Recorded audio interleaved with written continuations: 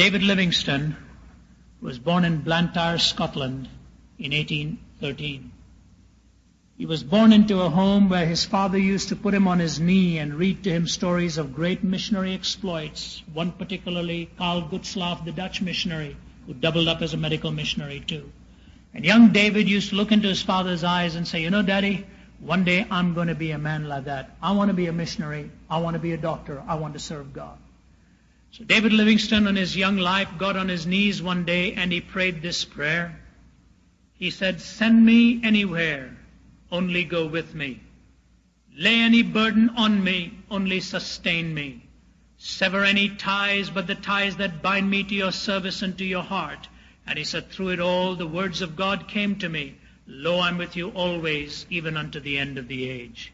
He packed his bags and he went off to Africa.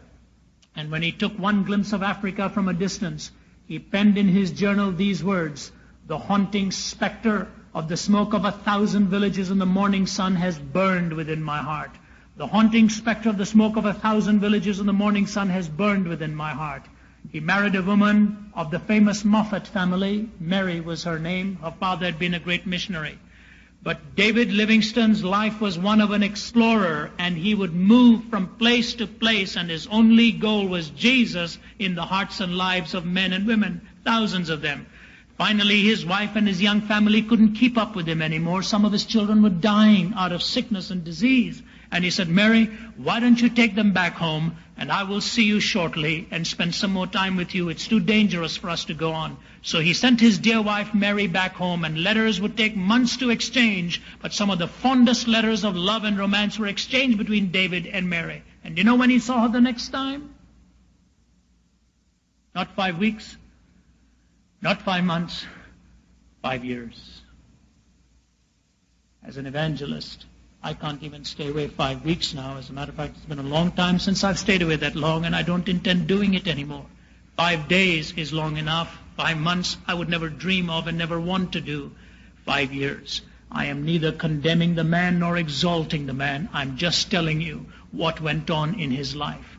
5 years later, when he set eyes upon his wife, she could not recognize him, because at one stage in his jungle travels, going to preach, he'd walked into the branch of a tree that had completely blinded him in one eye and marred the other. His face had been burnt under the African sun to a crispen leather, and his skin not being pigmented for it, it had roasted him to a point that his body really could not take any longer. His face marred and scarred, his eye blinded. At one time he'd been attacked by a lion that had torn one of his shoulders apart. He miraculously escaped. And now she saw her husband hobbling in with a marred face and a disfigured physical countenance. And yet, hours before he arrived, they had buried his father, and David wept because he'd longed to look at his dad and tell him stories firsthand that his father had only told him thirdhand. Biographical sketches tell us that when David Livingstone walked into every university in the British Isles, students and faculties would rise to a standing ovation. They knew they were standing in the presence of a giant of a man. Finally, he went back to his wife one day and he said, honey, the haunting specter of the smoke of 1,000 villages in the morning sun is still burning within my heart. We need to go back.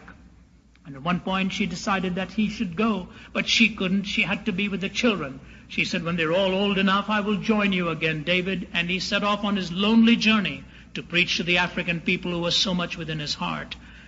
Finally, after a long time, Mary joined him. And the day she set foot on African soil, she contracted the disease that they so dreaded she would contract. The very day she set foot, she got that disease. And a few days later, he was burying her.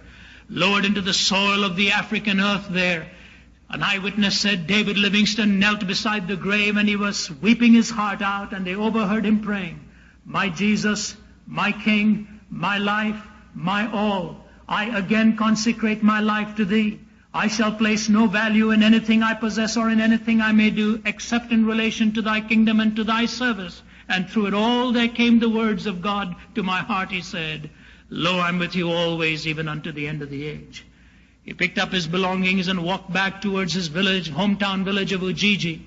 When he arrived and went into his little home there, he found out somebody had played a cruel joke on him and stolen his medication that he so needed because his body was racked with pain, untold pain. He walked in constant agony. And they said in one of the very few times in his life for praying for himself, he got down on his knees and wept, and he said, God, you promised that you would always be with me. I need that medication if I'm to continue to preach the gospel. And as he prayed, he heard steps.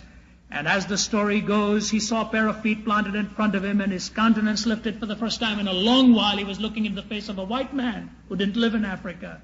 And he said, "Who are you, sir?" And he says, "Mr. Livingston, I presume." You get that famous line from there. He looks at him and says, "Mr. Livingston, I presume." He says, "Yes, sir."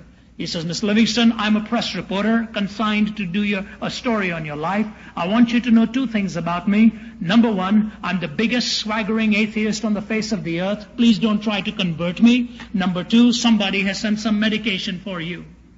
He says, "Give me the medication, please." And Mr. Henry M. Stanley started to travel with David Livingston. 4 months later, the biggest swaggering atheist on the face of the earth knelt down on African soil and gave his life to Jesus Christ. One of the best biographies you'll ever read, 2 volumes entitled Livingston of Africa by Henry M. Stanley. He said the power of that Christ life was awesome, and I had to buckle in. I couldn't hold out any longer. Finally, as his body began to shrivel with high temperatures and pain, they used to carry him around from village to village on a stretcher. One day, preaching from a stretcher with his body literally trembling, he finally looked at 2 of his national brothers and says, "Please take me back home. I am very, very ill. I'm very tired. I need some sleep." They brought him back to his little home and were about to spill him over onto the bed when he says, "No, please help me onto my knees." And Livingston buckled down on his knees by the side of his bed and clasped his hands and started to pray. His prayers were so profound, his sanctuary was so unique, that the African brothers felt it would be blasphemy to stay in this single communion with God. And they stepped out of his little room. And then somebody came running and said, "I need to see Mr. Livingston for a moment." They said, "Shh, quiet please, he's praying." 5 minutes went by, they looked in, he was still on his knees. Several minutes went by, looked in, still he was on his knees. A protracted period of time went by, they turned in, he was still on his knees. Till one of them felt the man was just too tired to continue to pray. He needed to get some sleep. They walked over towards him, and one of them shook him by the shoulders and said, "Bwana, Bwana." And Livingston fell over. He was dead.